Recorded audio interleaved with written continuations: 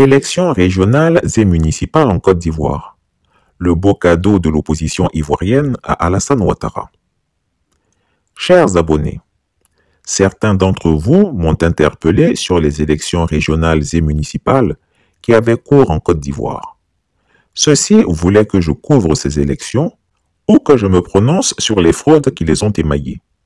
Vraiment, Chris Yapi n'a pas ce temps-là. Au moment où les peuples africains sont engagés dans la plus grande bataille de l'existence de notre continent, à savoir la décolonisation vraie de l'Afrique, l'on me demande d'aller couvrir des élections scélérates organisées par le putschiste civil Alassane Ouattara en toute illégalité. L'opposition politique ivoirienne savait parfaitement que le tyran Ouattara allait frauder à ces élections, mais y est allé quand même. Si ce n'est pas pour accorder à ce despote le vernis démocratique dont il a grandement besoin pour se pavaner à la CEDEAO et sur la scène internationale, qu'est-elle allée y faire? Qu'espérait-elle? Sur les 18 membres qui composent le bureau central de la CEI à Abidjan, le RHDP détient 10 postes, dont celui de président. Sur les 549 commissions électorales locales qui contrôlent les élections au niveau régional, départemental, sous-préfectoral et communal, le RHDP en préside 529. Oui, vous avez bien entendu. Le RHDP contrôle 529 commissions électorales locales sur 549, soit 96,35%. Honnêtement, dites-moi, avec une telle composition de l'organe chargé des élections, comment l'opposition ivoirienne a-t-elle pu penser qu'elle pourrait battre Alassane Ouattara à une quelconque élection dont il a la maîtrise de bout en bout? Ne me faites pas rire. La CEI, là, elle ne peut pas organiser l'élection. Elle va brûler la Côte d'Ivoire. La CEI, là, va brûler la Côte d'Ivoire. Oui. Quand je dis ça, on dit, mais Guillaume, j'ai dit la CEI. Moi, je préfère prévenir. C'est parce que je ne veux pas que la Côte d'Ivoire brûle que je dis ça maintenant. C'est pas après, je vais venir faire de gros discours. C'est maintenant. La CEI, là, que moi je vois là, elle va brûler la Côte d'Ivoire. Or, au minimum, ceux qui ont la mémoire courte et qui ne reconnaissent rien de moi, qui aujourd'hui peut-être même ne se souviennent pas de moi. J'ai été Premier ministre, c'est moi qui ai organisé l'élection de 2010.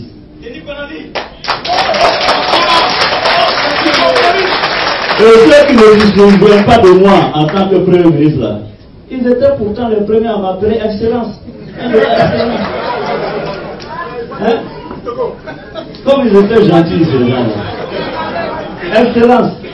Bon, donc, la CEI là, parce que quand même, reconnaissons à Gbagbo le mérite que la CEI là était présidée par son adversaire et ses opposants. Non, ou bien, si je mens, dites aussi. Youssou Bakayola, un PDCI, il était contre Gbagbo, mais Gbagbo a accepté qu'il préside la CEI. Et pourtant, on disait que Gbagbo est un dictateur. La CEI là, de 2010 là, je suis témoin et je vais témoigner, je n'ai pas menti. Hein. Je n'ai pas menti. La CEI là, c'est moi qui ai fait nommer Youssou Bakayoko à la tête de la CEI. Si quelqu'un dit que c'est lui, il ment. Je suis là vivant, je ne suis pas encore mort. Demandez à Youssou Bakayoko lui-même, va vous dire. Le premier que j'ai proposé, j'ai voulu proposer à la tête de la CEI, c'était Essi Amara. Quand je l'ai appelé, il m'a dit qu'il est malade. Essi Amara est là. Il dit non, qu'il a un problème de dos. Après Essi Amara, j'ai appelé René Amani. Lui, j'ai envoyé le ministre de l'époque de la Défense, comment on l'appelle, Michel Amani. C'est ça, non? Michel Nguessan. Il y a un pays là. Amani Nguessan.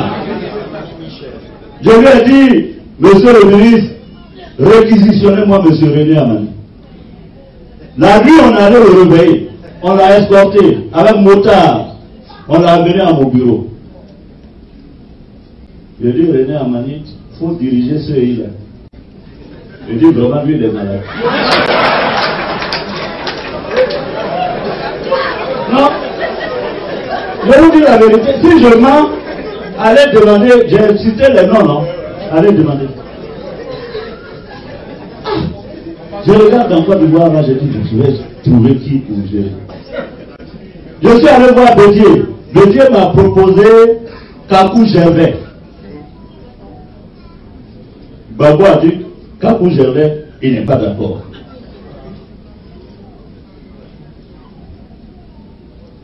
C'est comme ça, ça fait tilt dans ma tête. J'ai dit, mais tiens.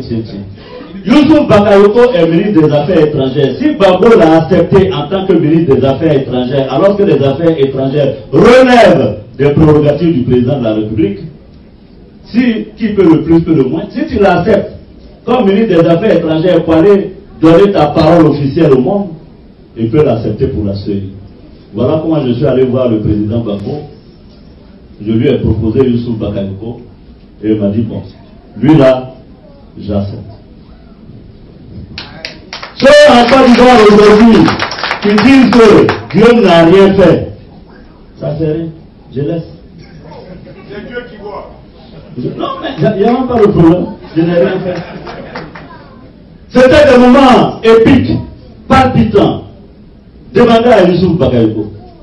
C'est comme ça, j'appelle Bédier, j'appelle Ouattara, j'appelle les uns et les autres, j'ai couru partout. Et on a fait élire Youssouf Bakayoko à la tête.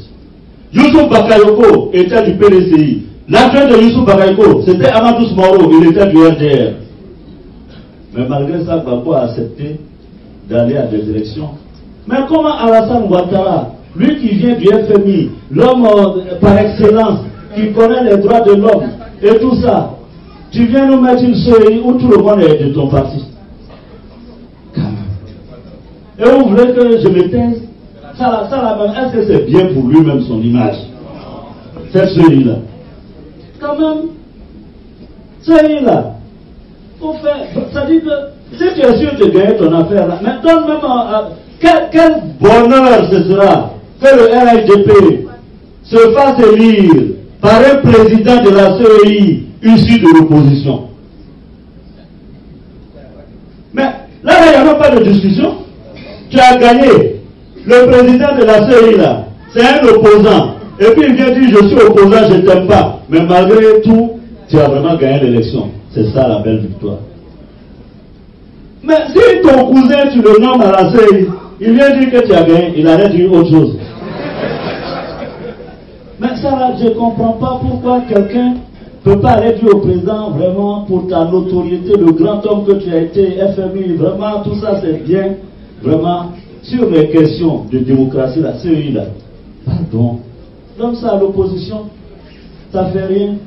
Mais tout ce que l'opposition veut, il faut accepter, ça fait rien. De toute façon, tu as l'État, tu as l'argent, tu as tout, tu as gagné.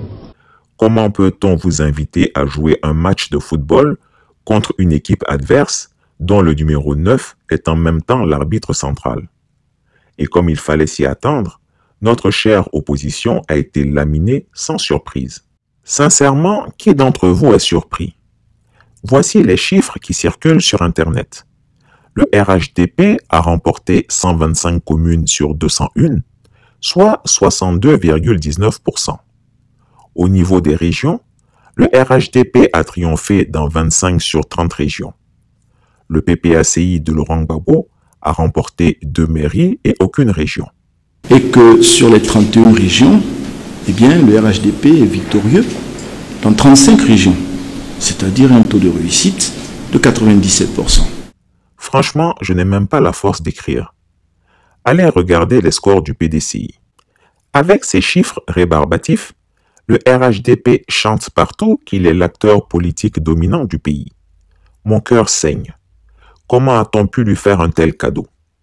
Le PPACI de Laurent Gbagbo, par exemple, a perdu tous ses bastions traditionnels dans le pays atier, ainsi qu'au centre-ouest et à l'ouest.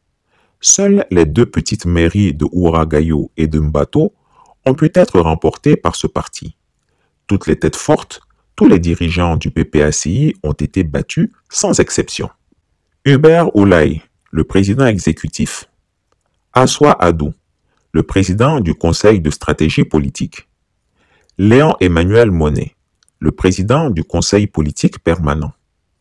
Damana Adia Pikas, le secrétaire général. Stéphane Kipré, le premier vice-président en charge de l'implantation. Justin Katina Kone, le porte-parole. Michel Babou, le secrétaire général adjoint chargé de la politique, de la sécurité et du maintien de l'ordre public, etc. N'aurait-il pas mieux valu ne pas y participer? Qu'ont-ils gagné? Finalement, cette élection a permis au RHDP de consolider son emprise à travers le pays et lui donne l'appui nécessaire pour préparer sereinement la présidentielle de 2025. Et c'est l'opposition qui aura fourni la verge pour se faire battre. Avec ces résultats, en effet, le vieux Grigou consolide sa posture au niveau international, notamment au niveau de la CEDEAO, et cela lui donne le crédit nécessaire auprès d'Emmanuel Macron pour négocier un 4e mandat. Moi, Chris Yapi, je me demande ce que l'opposition est allée chercher dans ces élections scélérates. Vraiment, je ne comprends pas. C'est la même opposition qui a voté à l'unanimité pour qu'Adama Bictogo soit le président de l'Assemblée nationale au moment où moi, Chris Yapi, mettais la pression sur lui relativement à son Bagbé fantôme. Ils seront RHDP, PPACI, PDCI, BIT. Tous les partis vont voter pour moi parce que même à l'Assemblée, vous qui avez suivi le vote de l'Assemblée, est-ce qu'ils n'ont pas tous voté pour moi? Parce que je m'appelle Bictogo Adama. J'avais prévenu l'opposition, mais comme toujours, non seulement notre opposition n'écoute pas, mais pire, elle sait tout. J'ai passé des mois et des mois à sensibiliser les Ivoiriens sur la nécessité de se battre pour chasser le dictateur Ouattara du pouvoir. N'ai-je pas été considéré comme un prophète prêchant dans le désert?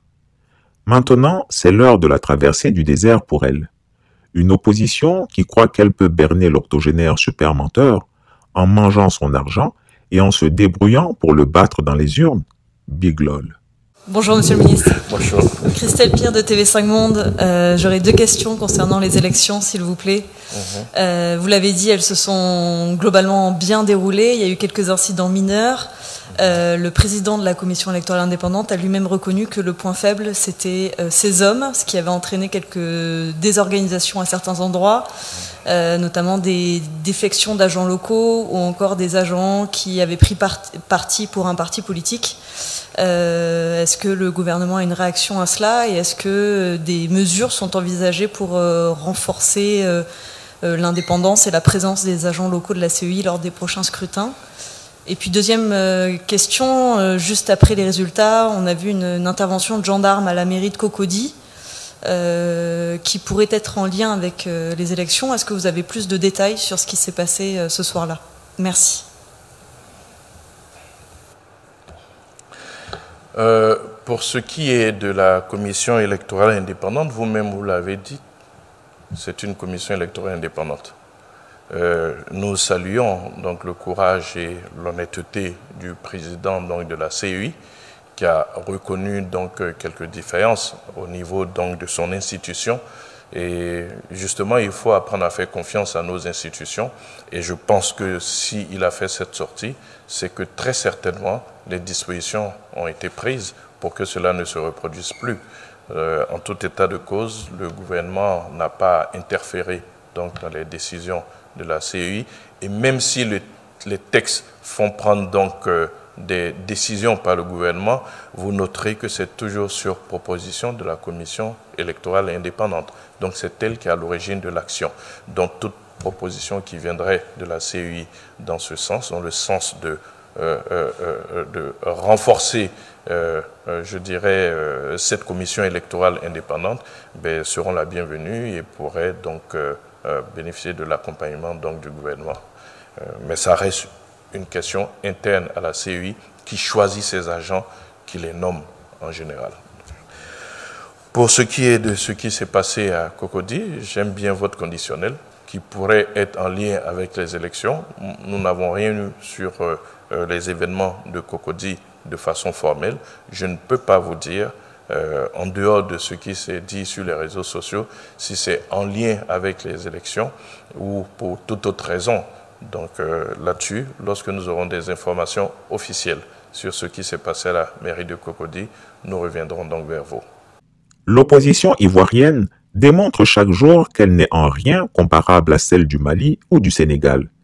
Elle est incapable de s'engager sincèrement et véritablement pour bousculer les choses et chasser Alassane Ouattara du pouvoir. L'armée reste donc la seule institution dotée d'une colonne vertébrale solide, capable d'apporter un changement qualitatif à ce pays. Si les militaires ivoiriens ne se décident pas, ne serait-ce que par pitié, à venir délivrer les Ivoiriens, sachez-le, notre opposition accompagnera encore le despote des lagunes et son pouvoir pour 30 autres longues années.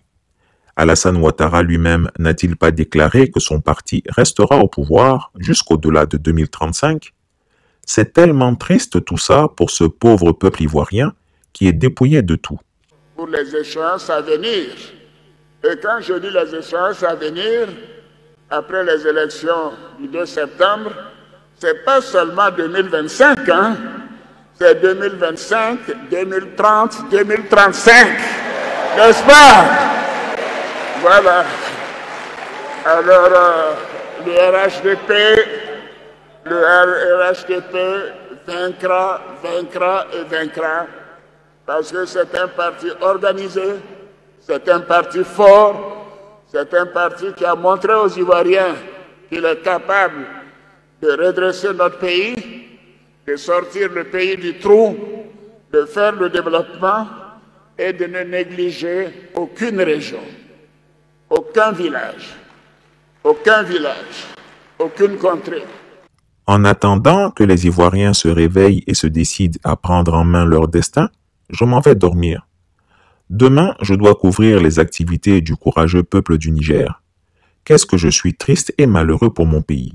Si on ne fait rien pour arrêter cette manœuvre de la souris, je le dis et je le répète, même si Jésus vient se présenter en Côte d'Ivoire contre un candidat RHDP, il va perdre.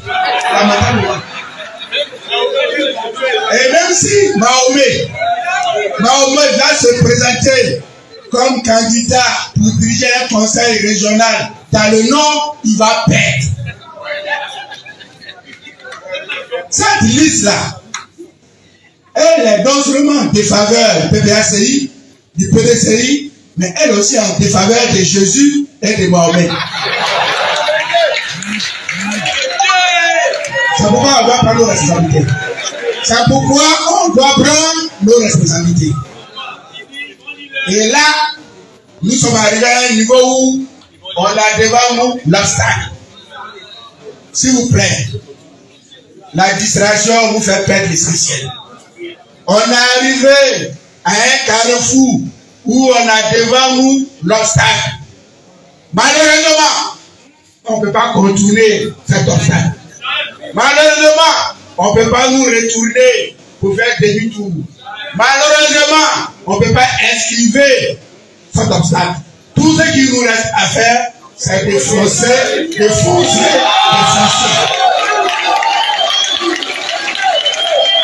Ce qui nous reste à faire, nous Ivoiriens, ce qui nous reste à faire, nous Ivoiriens, et peuple de pouvoir, c'est d'affronter l'obstacle et de le dégager. C'est d'affronter l'obstacle et de le dégager. Et de le dégager. Voici notre mission. Voici notre mission. Je vous remercie. Chris Yapi ne ment pas. Retrouvez Chris Yapi sur ses deux chaînes YouTube, sa chaîne Dailymotion, Instagram et VK.